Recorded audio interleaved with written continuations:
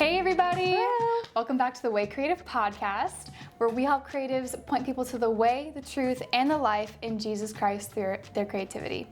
I'm your host, Jena, and this is my co-host, Aiyana Wolf. Hello everybody! Yes, we're back, episode 6, and today we are talking about a very, very special topic, burnout. Yeah. We've all felt it. It's real. It's not the big scary monster under the bed in the closet. It's something we've all felt this.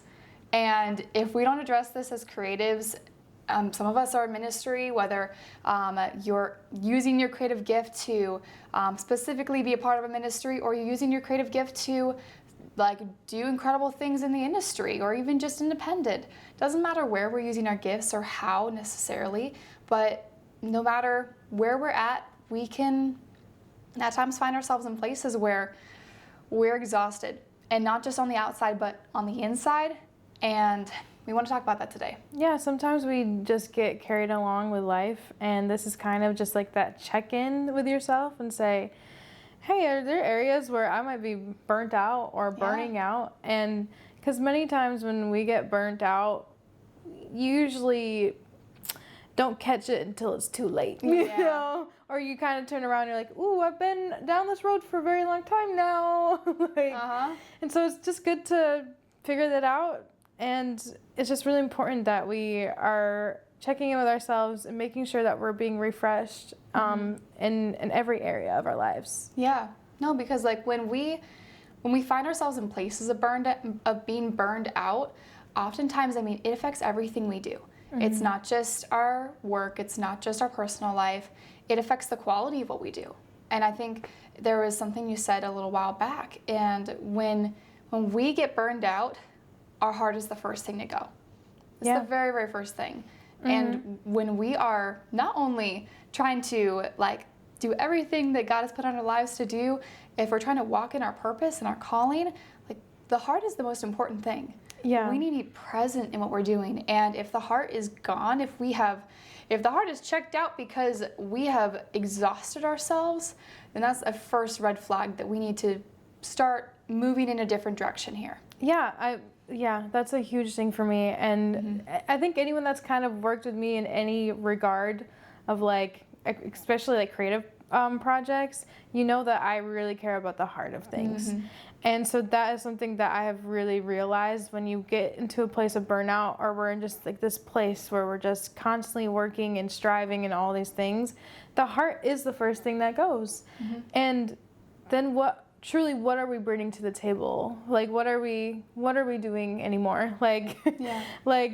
Especially as creatives, if your heart is not in the project, then what are you bringing? You know, it's really important that we guard that. And the Bible talks about that. It talks about guarding your heart. Oh yeah, no, and I love that verse because it's in Proverbs 4:23, and I have it in 2 versions here because I love it. But really, it's guarding your heart because it is the wellspring of life. It says in Proverbs 4:23. In the Amplified Version, keep and guard your heart with all vigilance, and above all that you guard, for out of it flows the springs of life. And then I also wanted to share it in the Passion, because we love the Passion translation. It's great. So above all, guard the affections of your heart, for they affect all that you are. Pay attention to the welfare of your innermost being, for from there flows the wellspring of life.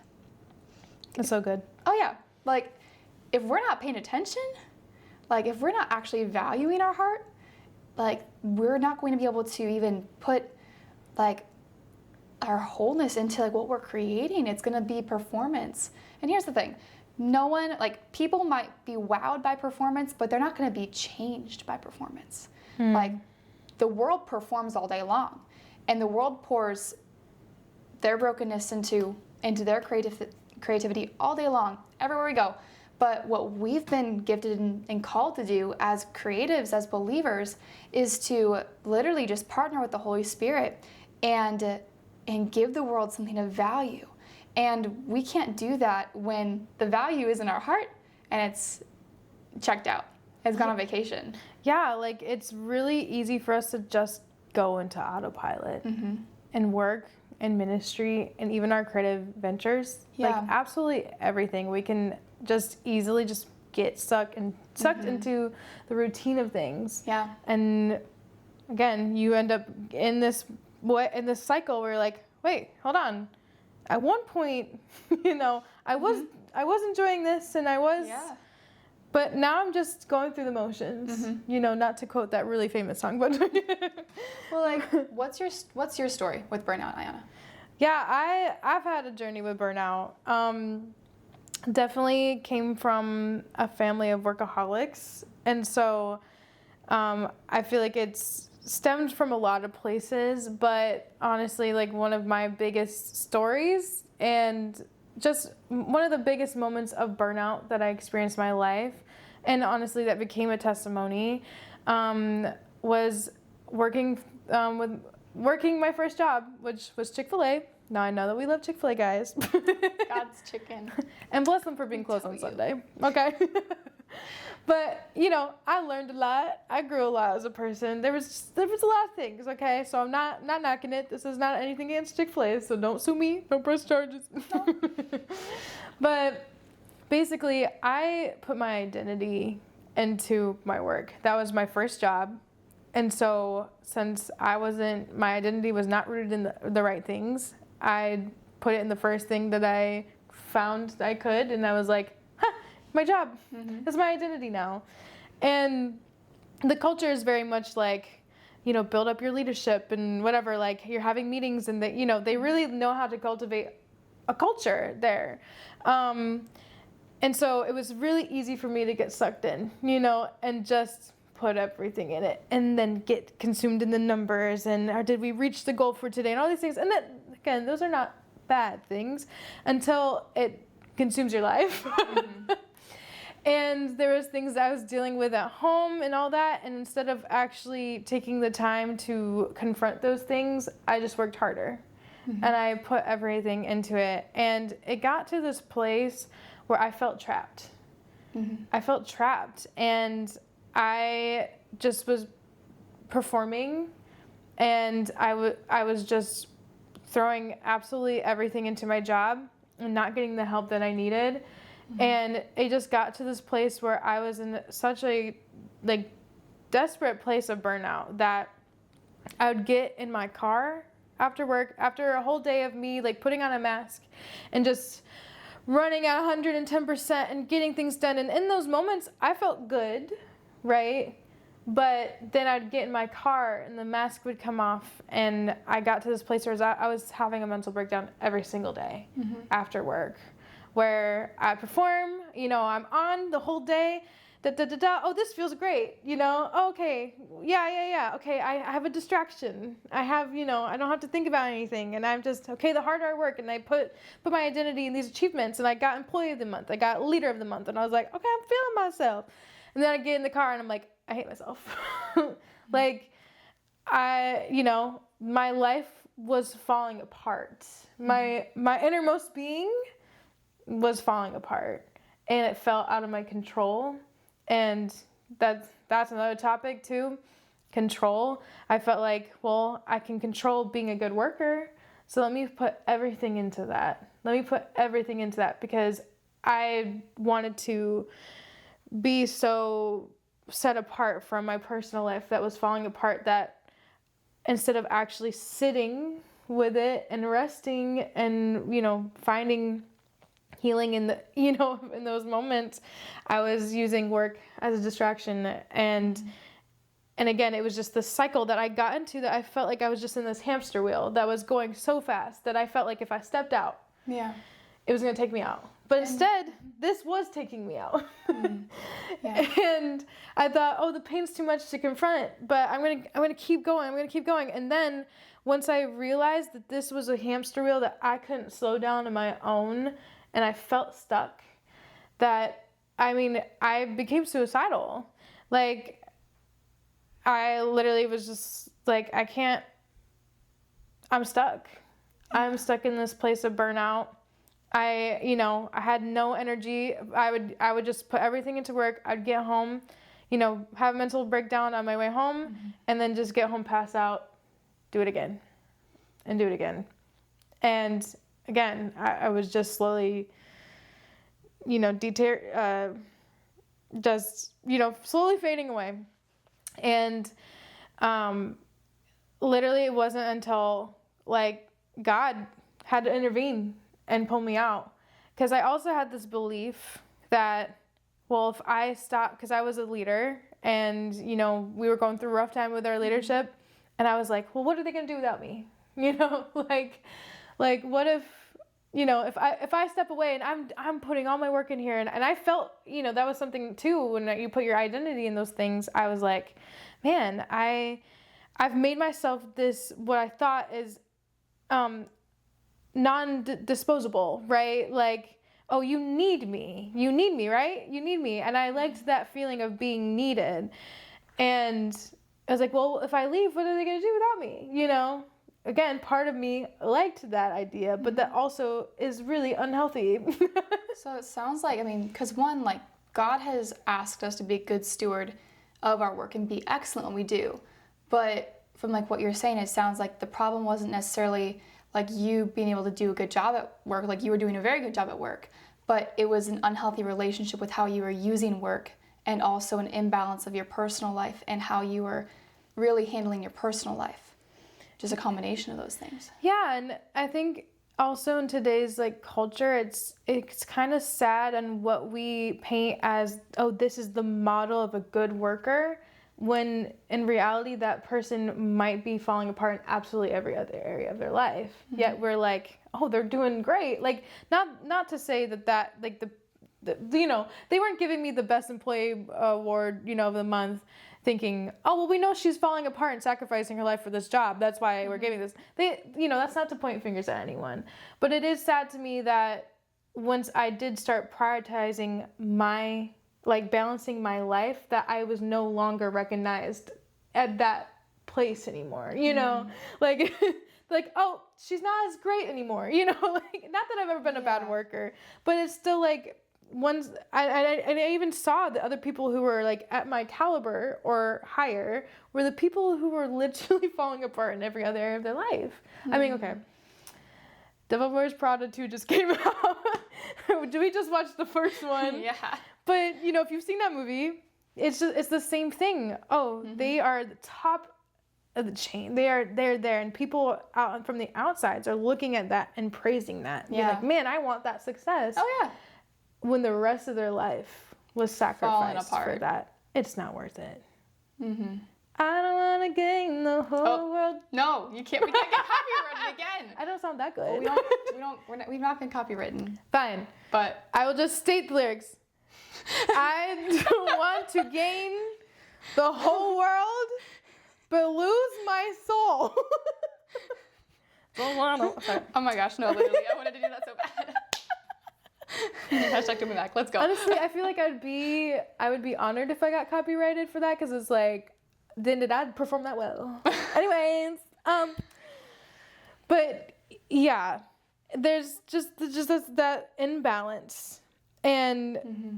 Yeah, I put everything into being the best worker, and so really again, thankfully, like God did save my life. Like mm-hmm. I was getting to this place where I was like, well, I'm stuck in this cycle.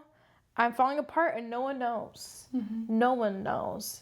Yet they see the best employee in the workspace. Yet I'm going home and I'm hating myself and I hate my life and all these things and whatever, and not confronting anything else and ignoring the voice of God. Mm-hmm. And since I connect with the Lord through worship and songwriting and all those things, it was a Sunday morning during worship that the Lord was just talking to me. And those were the only times, because I was in a constant hamster wheel of just running in circles forever and always, where I couldn't hear the voice of God. He could be knocking on the door, but I couldn't hear because I wasn't giving him the space or the opportunity to do mm-hmm. so. So the only times I was really hearing from the Lord was when I was standing in a church service during worship. Mm-hmm. That was it. And so God took the opportunity and he started talking to me. And immediately he told me, oh, you need to take a month off and go to New York, which is where a lot of my family is. But I bartered with God. Because that was the first, immediately I heard a month. I said, how about 1 week? Because I'm thinking, that's crazy. Why would I ask for a month off, right? Like, I'm needed in my workplace. I can't take that much time off of work. I said, how about 1 week, God? No, 1 month. How about 2 weeks, God? That's, no, 1 month. Like, I don't think I've ever argued with God like that before. Like, on the flip side of that, if God tells us now to take a 1 month vacation, we gotta be obedient. No, this is because she wants to go to New York City for 6 months, guys. So just to explore. I promise it'll be great. I keep trying to convince her. Put in the comments, please. Help me convince Aiyana to let us go to New York for 6 months. Okay, we'll vlog all about it. Okay. If God says so, okay. Lord, please. Put your hand down. No, but I literally was like, okay, 3 weeks, God. 3 weeks and 4 days. 3 weeks and... God. He's like, no, a month. And that's how, that's how you know I was far gone, like, of feeling like I could not ask God for work. Because I was also a major pushover, a people pleaser. I was just the perfect combination of falling apart. These things, yeah. And not being able to stand up for myself or anything. And so I remember I texted, during the service, I messaged one of the directors at Chick-fil-A and I said, hey, I really need to meet with you soon. And I think he was like, is everything okay? It's like, yeah, I'm just fine. I just need to meet with you. And so I met with him early on in that week. And honestly, that conversation, like, really impacted me because I was there kind of like shaking, like, hey, I know this is crazy and I feel so bad. I feel so bad to ask for this. And I know it's so soon because I literally was asking for a month off, because I wasn't even giving them like, oh, in 2 weeks. No. It was like pretty like soon after. I was like, hey, I need a month off from here. Like God told me, like God told me to do that. And I tried to barter with him. and my director, he's like, well, Aiyana, I want you to know that even if this restaurant falls apart because you said yes to God, so be it. And that impacted me so deeply because that showed me that, what are we making our Lord in that? If my concern was more so on the practical level of, well, what if the restaurant falls apart without me? Which, mind you, it didn't. Because the world's, guys, unfortunately, sometimes it hurts to hear this when it's become your identity. When your identity has become being something of need, right? Filling a need and feeling your value from that and putting your entire identity in a position or a role. When someone says, oh yeah, we can actually do it without you, all of a sudden you're like, what? But guess what? They were perfectly fine without me because, guys, the world keeps spinning. And I'm not saying that in a mean way. The world figures out how to move on without you.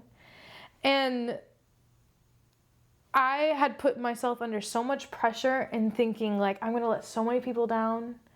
They're going to have to work harder because I'm not there. And maybe they did have to work harder, but but they figured out how to keep going. And my yes to God was more important. It was more important at the end of the day. That I said yes to God, and that saved my life. Yeah. And mind you, 2 weeks 2 weeks into that 1 month vacation, I put in my 2 weeks, so I didn't go back to work. Yeah. So mind you, I said I took a month off, but it took forever off. But guess what? God knew I wouldn't receive hearing him say to quit before that. He had to remove me and put me in a place where I was forced to rest. Because there, and only there, was where I was actually able to hear him clearly. Yeah. But while I was running on this hamster wheel, I couldn't hear nothing because I wasn't trying to. Yeah. I was just trying to escape, and I was putting my identity in those things. And again, you get to that place where you're in it for so long that you almost feel powerless to make it stop. Yeah. And sometimes we forget that it's actually way easier to step out than we think. And that's what I keep learning. After that experience, I was like, oh, it's never that hard to actually step out, especially if God asks you to. And to trust, if you are really concerned that everything will fall apart without you in it. Again, number one, if that's how it's functioning, it's already an unhealthy system. It's not supposed to be like that. So turn around and figure out how to change that. Delegate, do what you have to do. Number two is trusting God above all else, that he will take care of the thing, whatever it is, when you are following in obedience of what he told you to do. If your concern is this over here, you're not actually trusting God. Like if God said, hey, I need you to walk out of this ministry, I need you to walk out of this job, and you're like, well, I can't because of this. You're telling God that you don't trust him with this. I have to trust him with my life, and I have to trust him with everyone else's, that, I had to trust that the restaurant would be okay without me. Yeah. Guess what? It was. Because God wasn't gonna just, leave everyone and just be like, well, I took Aiyana out, but it sucks to be all y'all, Yeah. So that has impacted me to this very day, and I don't think I've ever been in a place of burnout like that since, because I really learned my lesson, and it's just something that I've become very passionate about, and seeing in others and helping them and being like, hey, I see that you're on this hamster wheel. You can get out. No, you did that a lot for me. Like, I know there's a lot of common themes when it comes to burnout. And it really is just an unhealthy relationship with our work, whether that be creative, whether that be vocational, whatever that looks like. And oftentimes there is something that we're striving for to find in what we're doing, and something we're ignoring on the other side. And like you said, a lot of those things, like you're trying to find your identity in your work, in being a good worker. You're trying to escape. It's a distraction. You are trying to just like build all these things. And I know for me, like I was on my end, my burnout was not necessarily in just a regular job. It was in my ministry job. And that had to do with my creativity. I got the chance and honor to just be a worship leader at my church for a couple years. And like I was basically like leading up to this my whole life pretty much. I mean, I'd been serving on worship teams since I was 13, 14. I'd been interning. Like I had been basically where people did sports, I did ministry. So I was at my church doing worship and production. Like I'm such a nerd. I love it so much. And like that's the thing, is sometimes like it's hard because the things that we're doing, we love them so much and we want to do so much of it. But if we don't have correct balance and we're looking to those things to build up other areas of our lives that we should be getting from God, then like that's where some of the unhealthy things start to pile up and that burnout begins to occur. Yeah, anything can become an idol. Anything. Regardless if it looks good or not. Ministry can be an idol. And unfortunately, ministry is a very big idol. Yeah, that and creativity. I mean, you look at the whole industry, entertainment industry in total. It's like there is so much that is idolized about that whole thing because people love entertaining gifts. Yeah. They love it. And if you have it, people are already going to be looking at you like, oh my gosh, you're amazing. Like you have it. But yeah, just overall, like when I was in that place, you encouraged me a lot because, I mean, up until this time, like I had been on worship teams, I've been doing all these things, and I finally got my chance to be on staff at a small church. And I'm like, oh my gosh, this is my big break. This is amazing. I finally, like, I get to be a worship director. Like, I was like, writing my email signature, like, okay, this is my name, Jena Johansson, worship director, Engaging Heaven. Like, I was like so obsessed. I'm like, I am officially on staff at a church, guys. I made it. And looking back, I'm like, oh my gosh, it was such a big part of my identity, like the way I saw myself. And like going into that time, I was so eager to please. I am still recovering. I have a lot of people pleasing in my past. I have a lot of just, I wouldn't necessarily say I'm a major pushover, but yeah, people pleasing pushover. It is a kind of a combo. It's a good duo. Yeah, you it just kind of if goes you have hand one, in you hand. probably have the other. Pretty much. Yeah. But on staff at my church, like, I love my leadership. They're amazing. They're all from the East Coast, and my pastor is very direct, and I love them for this. It's amazing because their whole environment was like sandpaper to all of the places where I was trying to find my identity in my work. And it could not survive. So I'm trying to do something, and I'm still learning, I'm still growing, I'm gonna fail a ton. I failed a lot. And every time I failed, it was like to my identity. I felt like I was failing. I couldn't find us a darn drummer. I was Not the drummers. oh my gosh. Like Lord, she's not the drummers. I was stressed. I was doing way too much and not enough at the same time. And I felt like I was just on this wheel. And here's the thing, like this is worship. This is something that is so close to my heart. Like I've been worshiping the Lord. Like worship is warfare. Worship is my intimacy with God. Worship is everything to me from a young age. And so to be in this place where I am working and hard just to get this a ministry to a place that I see in my head but don't know how to make it happen in my own power, that was another thing too. I'm trying to make it happen in my own power and striving and not actually trusting God to do his part. Right. Oh my gosh, that is the ultimate recipe for being overwhelmed. But I was breaking apart, and I felt like I wasn't performing well, and that was literally killing me, because this is like growing up, this is what people told me I was going to be. I was going to be on staff at a church. I was going to be a worship director. I was going to be a worship pastor.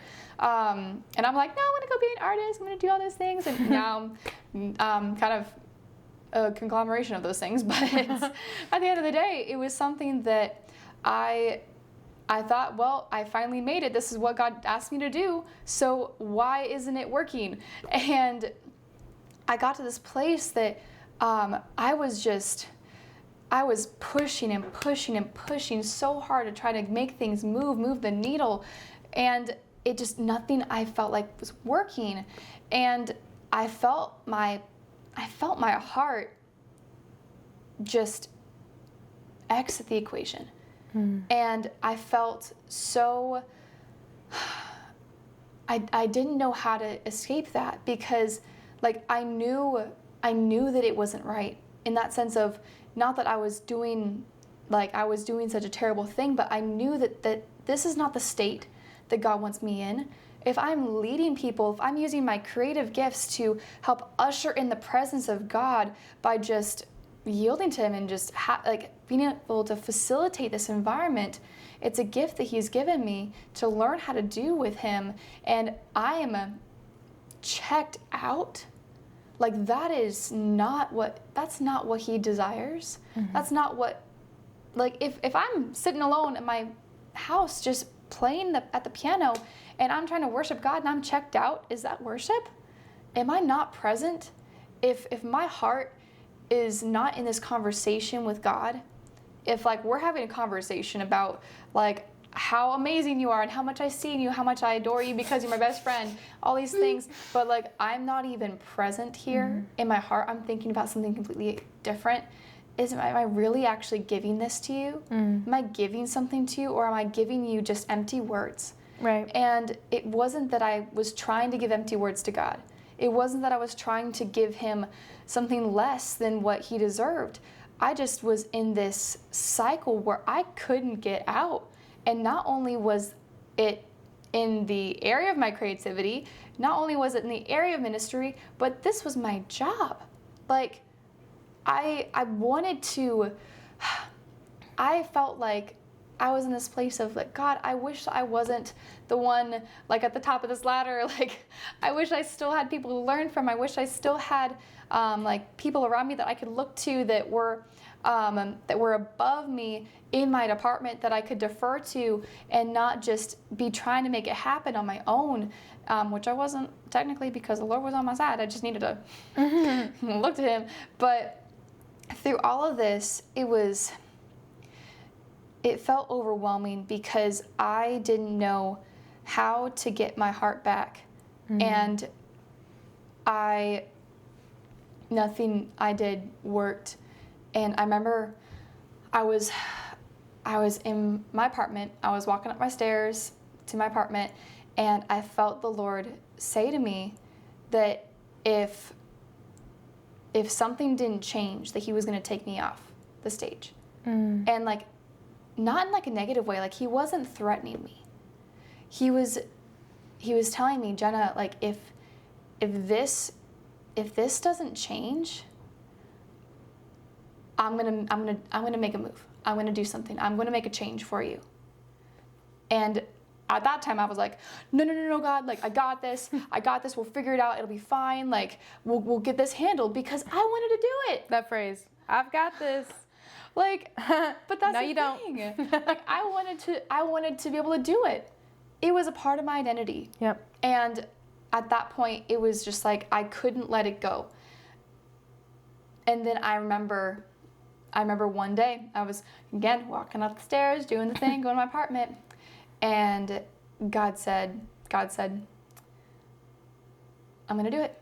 I'm gonna take this away. I'm gonna take this from you. And I was like, okay. I didn't know how this was gonna work. I didn't know what was gonna happen. But literally within like a month or two, there was an incredible couple that came down from one of our northern campuses, and then they show up, and I'm like, they're a worship couple. They're a worship couple. Oh my God. And I was in my flesh, I was so afraid. I was like, they're gonna take my job. I'm like, oh no, I'm not performing. I'm like, they're just gonna, oh no. And here's the crazy thing, is that in the time, because here's the thing, they decided, they heard from the Lord, and they were gonna move down. And my pastor wanted to honor their gifting and saw that they had a bit more experience than I did.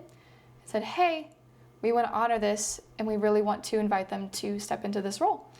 And so in between all this, in between them coming down and me going like, crazy, what's going on? And then my pastor and I having that conversation, God began to do a work in my heart. And I realized, wait, no, I needed this. I need this.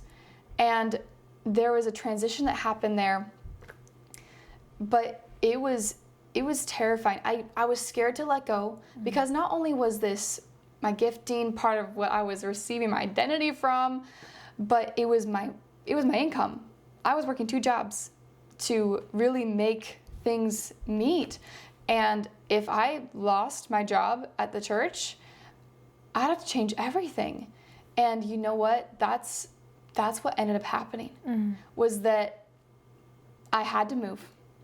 I had to get a different car. I almost had to get a different full-time job in order to actually take this seriously. And yes, like, this was a change that like was ushered in by a couple of things, but mainly by God. He's the one that initiated this. But because I wasn't willing to take this seriously enough, I was trying, but I wasn't trying to address the problem. I was trying to just power through the problem. God said, no, I'm going to take care of this. And it meant changing everything. Yeah. It meant restructuring my whole life. I had to downgrade things. I had to do the things that were really uncomfortable to actually take my heart seriously. And at the end of the day, it was hard, but what that ushered in my life was so irreplaceable. It ushered in a season where there were things lifted off my shoulders that I'd been carrying that I wasn't supposed to carry. I mean, it says in the Word that his yoke is easy, that his burden is light.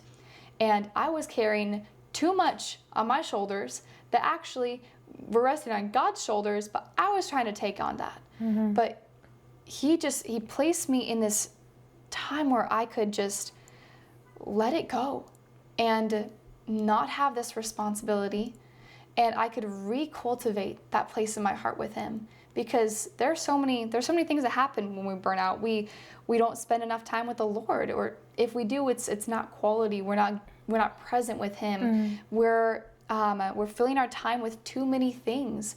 We're trying to do too much. Like there's a lot that factors into that. But overall, like the way that I looked at my commitments in ministry and the reasons why I had continued to stay in depth like I was, like, yes, I was called, but I was going beyond the calling. I was going into a place of, I'm making this my identity. I am trying to achieve something. I'm trying to like get to this level of success. Like there's so many reasons why we end up in a place of striving, in a place of burnout.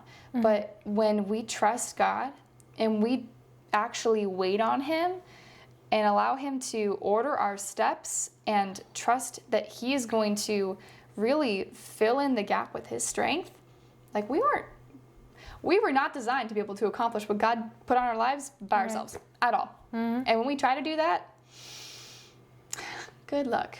Come back to us when you've figured out that doesn't work. And you won't. It won't, because what God has for us is like so much more than that. And like something that through that time I learned is that like when we rest is holy. Like when God created the heavens and the earth, I remember reading through Genesis and the creation story and noticing this, and I was like, wait, what? There's something called like the law of the first mention, like where if you look and see, okay, when was this term first mentioned in the word, you can kind of look and see like kind of how it pertains to the rest of the scripture and like how it's used. But I noticed that the first time that God mentions rest, one, it's seventh day of the creation, but two, it's the first thing that he ever calls holy. Wow. And that holy means that set apart. It's something that we were created in the image of God. And when we're sitting here imaging him, we're being images. Would you imagine it? Can you imagine it? Like, I'm imaging him. We're trying to walk and do all the things he's called us to do, but our culture is out here saying, gotta be busy, gotta do everything, gotta have like 17 things that you're doing all at once, otherwise you're not important, you don't have status. Right. No, and that's a huge thing too, is a reason that like if we just get caught up with the tide, it is so easy for us to find ourselves in this place of burnout. Because what is society telling us? And not even that, just like even just like the culture that is set for us with like the like social media, where and we're so like absorbed in gotta have it now, gotta have it fast, gotta have it this, da da da da. Oh, we're scrolling and we are just blowing our minds up with new information consistently, and you just need this, you need distractions, you just voices here and this, and you need to have it now, and you need to have results now. Get skinny in 30 seconds with this pill, and you need to, like, it is a constant download of information everywhere. Yeah. You're surrounded by that, and they're telling you you're not good enough, or you didn't do it fast enough, or you lost our attention because you spoke for longer than 30 seconds. And oh my gosh. Whatever. Like, we're not promoting stuff that's longer than a minute. Like, you didn't catch our attention in less than 0.5 seconds, and therefore the algorithm hates you. Right. Our attention span is shot. Right? Yeah. And it's just, again, it's a distraction. And what are we doing? We're numbing ourselves. And we're just going. And again, it's so easy to go in autopilot because of that. And that is what our culture today is really just building that on, like throwing that on us is just a constant, so much going on, and the wheels are turning, and you can't stop, and if you stop, then you're irrelevant, and if you stop now, then everyone will forget about you, and if you stop now, you're a failure. Just this is the voices that are constantly being thrown at us. So of course, what is actually holy is the opposite of that. Yeah. And honestly, it's like, what are all those things building? It's building status, it's building identity, it's building all these things that really God wants to give us. And here's the thing, like, your relevance is not dictated on whether or not you did all the things and all, like, it is based on the value that God is giving you to give. And like, if you're being obedient, God's gonna make it relevant. Like, trust it. Like, God knows what he's doing when he asks us to do things. And so like, we have to wait on him. It says literally, I'm gonna pull it up in Isaiah because it's so good. Isaiah 40, 28 through 31 in the ESV says, have you not known? Have you not heard? The Lord is the everlasting God, the creator of the ends of the earth. Side note, so we think he knows what he's doing? Yeah, okay. He does not grow faint or grow weary. His understanding is unsearchable. He gives power to the faint, and to him who has no might, he increases strength. Even youths shall faint and be weary, and young men shall fall exhausted. But they who wait for the Lord shall renew their strength. They shall mount up with wings like eagles. They shall run and not be weary. They shall walk and not faint. This is what happens, not to quote Elevation, this is what happens when you wait. This is what happens when you wait. And not waiting in the sense of just being lazy and be like, I'm just going to wait for the Lord to do it. Taco Bell chair. Side note, y'all, we call this chair the Taco Bell chair. It's hilarious. I have to sit like so still when we record this. But no, when we wait on the Lord, that is not a passive activity. So when we're trying to walk with Jesus, it is, okay, God says do this, okay, we do that. God says do this, okay, we do that. God says do this, we do that.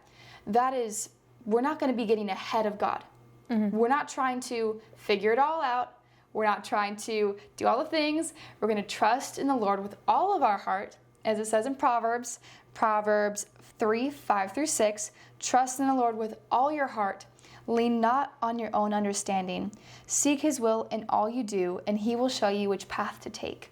We have to be aligned with him, because when we're trying to step outside of that, we're going to be stepping into striving outside of our own strength. We're going to be in those places of burnout where we're serving an identity, serving an image, serving an assignment that's for a past season and not for today. We want to be step in step with him, because what he has called us to do, he will give us grace for. And it'll be so much more effective. You're going to have so much more capacity for it.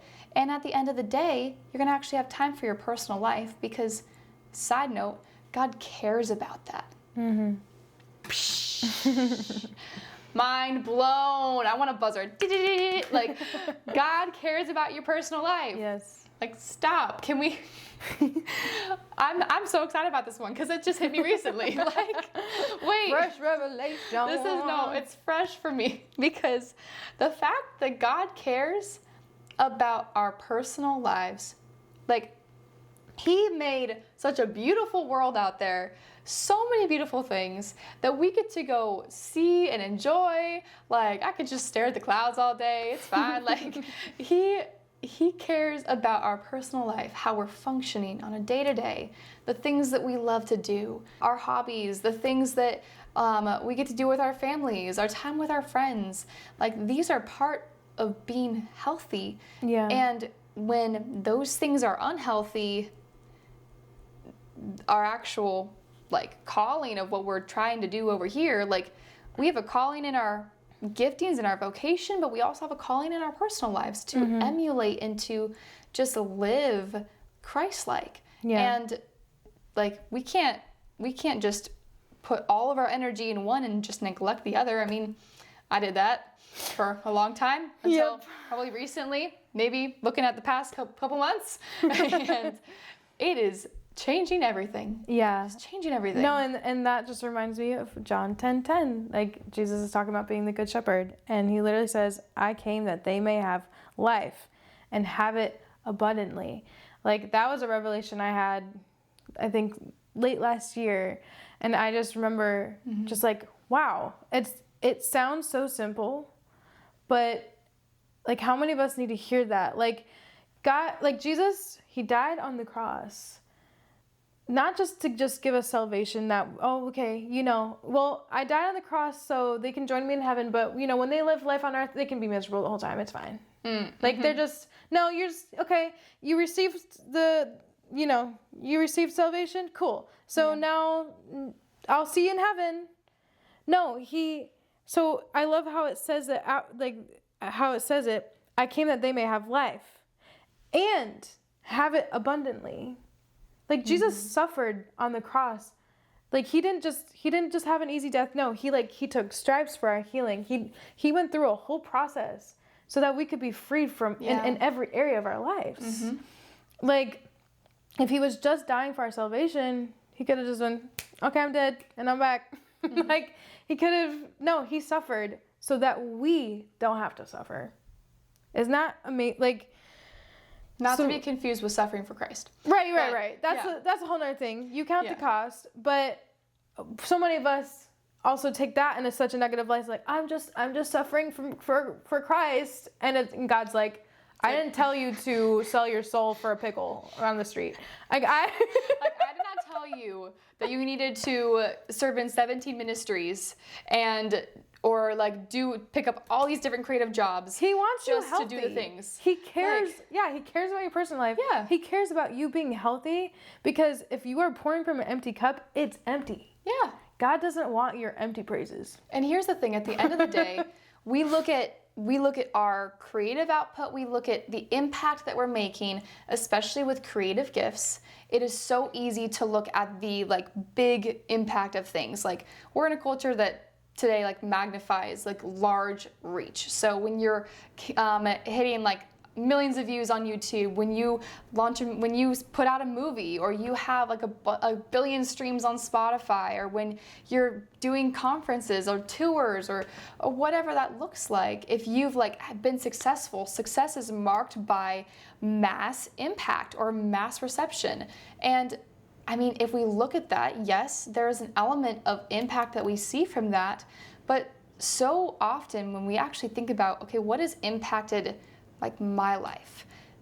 It is not yes, all those big things have played a big role in marked moments in my life, but what has really led to the deepest impact in my life has been the relationships that I've had. And it's been the people that I've had just personal conversations with. And so often we can really sell our lives to trying to create something that is going to impact a lot of people, which God calls us to those things. Those are beautiful, worthy, and powerful things. But if we have completely sold ourselves to those things but have neglected our own personal lives, where we are really called to the ministry, to the one, we're all kings and priests in the kingdom of God. We all have a personal ministry of walking with people on the daily. Here's the thing. God has assigned you to the people in your sphere of influence.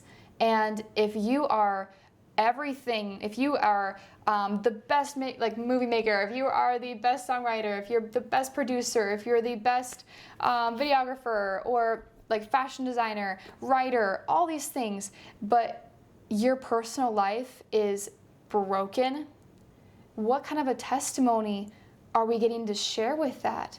Not that you're doing something wrong, but that you are valued by God, and you're not treating yourself that way. And when it comes down to it, God wants us to be healthy and whole. God wants everything that we do creatively to flow out of an overflow. And my favorite quote, I'll say it again, is that the object is not to be creative, it's to be in that, or the object is not to create, it is to be in that wonderful place in which creativity is inevitable. By Robert Henry. Two first names. It is. Robert Henry. But that is that place that God desires us to be, is in that place where we are overflowing with it, because it's coming down to be partnered with the Holy Spirit. It's coming down to our heart being present in what we're doing, and He cares so deeply about that. Yeah. We have to be willing to prioritize it. Yeah, and it really just comes back to, like you said, waiting on the Lord, and that's an act of waiting and listening. And like you said, I love how you explained it, we're not getting ahead of the Lord. And so something a word the Lord gave me about this next season of my life was, He literally said, oh, you're going to rest, and you're also going to work harder than you ever have before. And that's how God works. Like he takes me through moments of rest, and he takes me moments of getting my boots on the ground.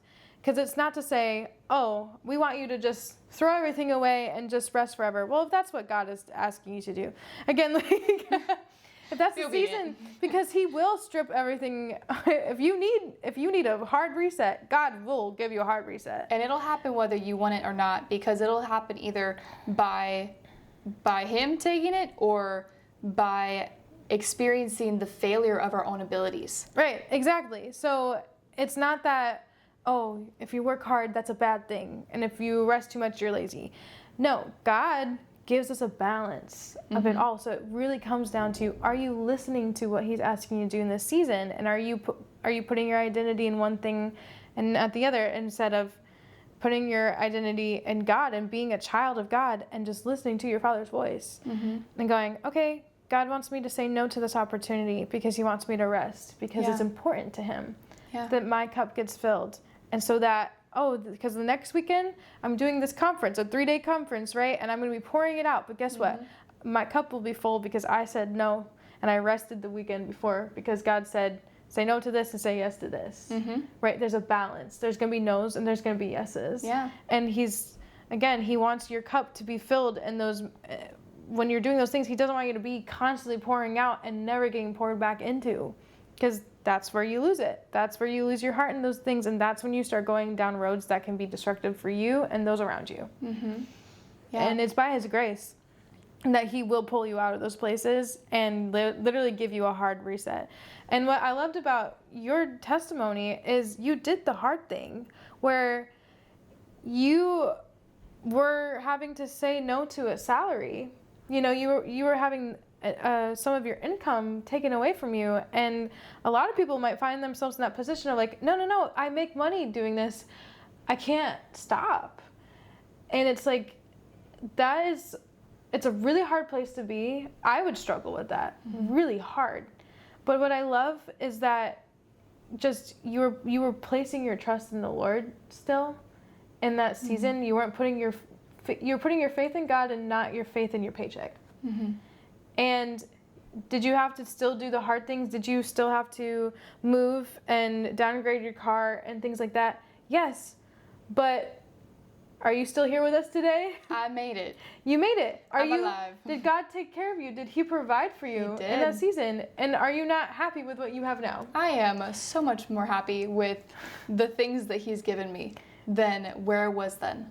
Right. And you would have never guessed that for yourself. You wouldn't have picked that out for yourself. You wouldn't have said, oh, I'd rather downgrade and whatever and do these things. But God knew what he was doing.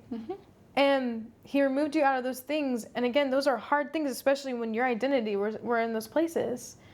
And you had to do the hard thing, but God gave you the grace for that and showed you that, hey, actually all you need is me. And when you get like yourself pulled out of that and you really see like God's like, nope, I'm your provider. Not that job that you had, not you finding your identity in that. No, your identity is as my child, and I provide for you and I take care of you and I do care about your personal life and having your cup filled up. He doesn't want you at church every single day of the week pouring out and never getting poured into. That's not what's important to him. If it's empty too, because if you're just performing at a church or whatever it is, right?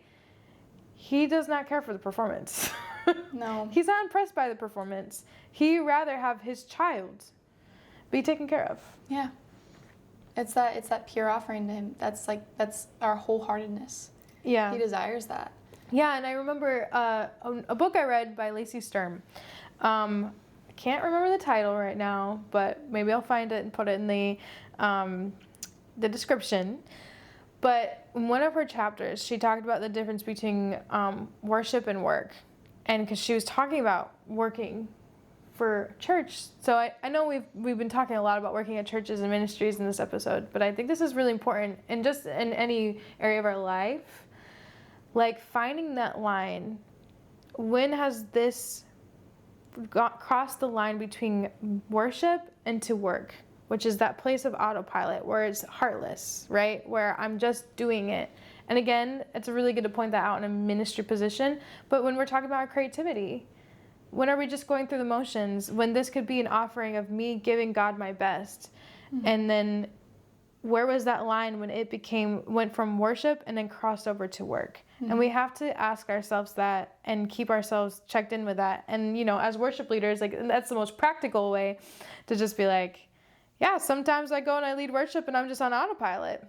And we were talking earlier and you were saying how people can still come up to you and say, man, that was anointed. Oh, yeah. And you're like, I wasn't there. Yeah. Like, people can still come and give you compliments, but like where your heart is, and it's at the end of the day, it's you and God. Yeah. It's you and God. And if that was, if I was just up there performing and working, or was this a genuine place of worship? And that really is like, when I categorize things between that kind of was like the easiest way for me to figure out, am I in a place of burnout here? Mm-hmm. Because what's supposed to be worship, what's supposed to be me having my heart pouring out to God or this person or whatever I'm working on, and it's just work now, it's heartless.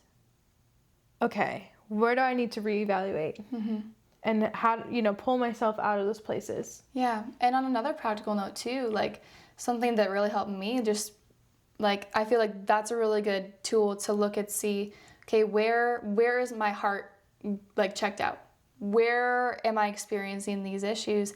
And then on the flip side, in a place of creating balance, something that really helped me was just recently going through and writing a list of every single thing that I'm committed to in life. Like, I wrote down work, personal life, my church community, or not just like my church community, but just my community of people that I do life with. And then like serving, all these different things. And I wrote down all the separate commitments. And then I wrote down, is it mandatory or is it technically optional? And I mean, use some discretion with this, because here's the thing, God has called us to things. When I look at, like, I get to be on the worship team in my church, I'm still doing that. To me, like, yes, it's quote unquote optional, because I volunteer, I give my time here. I'm not necessarily like paid to do this or I have to do this to live, but I know I'm called to this. And so like, there's certain things, like, you want to go through that list and ask the Lord, okay, what am I called to in this season? Because I went from that, writing out all my commitments, to then writing out the things that I really wanted to see in my life. And it was really eye-opening for me, because I discovered, wow, there's a lot of things that I desire to see in my life that have to do with my personal life, which is actually mandatory, and I give no time to it at all. Mm-hmm. I'm going to end up 10 years down the road doing the same things I'm doing now and not see any of those things because I gave no time to it. And it was an honest checkup. And mm-hmm. so between looking at those things and saying, okay, God, like, what have you called me to right now in this season? Because some things might be from a past season that God is saying, okay, you know what? Like, there might be an end to this. Even if it's temporary, even if it's just to get some things recalibrated. Like, we can't be faithful to an image or something that we have always done just because we've always done it. Mm. We need to be faithful to what God has assigned us to, and that'll produce fruit. So when the fruit we're seeing is a heart that's checked out, that is already an indicator that something is up here and we need to address it. And so at the end of the day, there are so many ways that we can address the whole issue of burnout in our hearts and our lives, but really it comes down to, where's our heart? Mm-hmm. Is our heart still here? Because it is the wellspring of life. It is the source of the value. It is the source of everything that God has given to pour out of you, to give this world. And if that is gone, okay, so then let's take some practical steps. Not everybody's going to be able to quit their job, or God is not necessarily asking everybody to quit what they're doing. But is there a way I can delegate? Is there a way that we can make some transitions here where we're spending more time on the things that really matter mm-hmm. than filling our time chasing an image, striving, trying to do things in our own strength. And here's the thing, at the end of the day, the Holy Spirit will make a way for this. Yeah. Because at the end, he cares more than we do. At times, most of the time, he cares more than we do. And he will make a way for you. Even if it feels like there is no way, he will make a way for you. Yeah, that's so good. Yeah. I think it's good. It's really good. I think it's good too, because I've lived it. It's been great. Double thumbs up. There we go. But yes, we have lived it, and it is not easy. No. It is not easy, but at the same time, when you're placing your trust in the Lord, it's actually easier than you think, as in to surrender. Just surrender it to God. The world doesn't end, actually. Yeah, the world keeps spinning. It does. And again, sometimes that hurts to hear when your identity is in all the wrong places. But he'll restore it, though. You don't, like, you will be tug-of-warring so hard and trying to hold and carry everything in your life. And you don't realize how easy it is once you just go, oh, I surrender it to God. And God's like, oh yeah, I've been waiting for you to do that. And you're like, what? Yeah. This whole time it's been that easy, you know? So it's hard. It's a hard process, as in learning and, you know, being aware and having that check-in with yourself. But once you actually give it up and surrender it to the Lord, it's that easy. It changed everything. Yeah. He'll make a way for it. Mm-hmm. It's a process. It's a learning process, so don't get down on yourself. Yeah, be patient with yourself. Yep. But God's got you. He's got you. Well, I think that was pretty solid. Mm-hmm. Mm-hmm.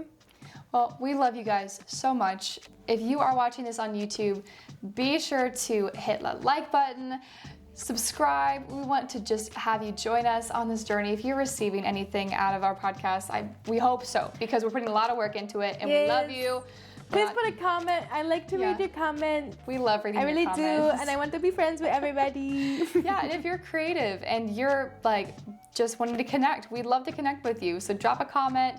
And then if you guys are watching on Spotify or listening on Spotify or Apple Podcasts, be sure to save the episode, save our show. You'll get notified whenever we release a new episode. But with that, we love you. Love you. We'll see you next time. Bye. Bye.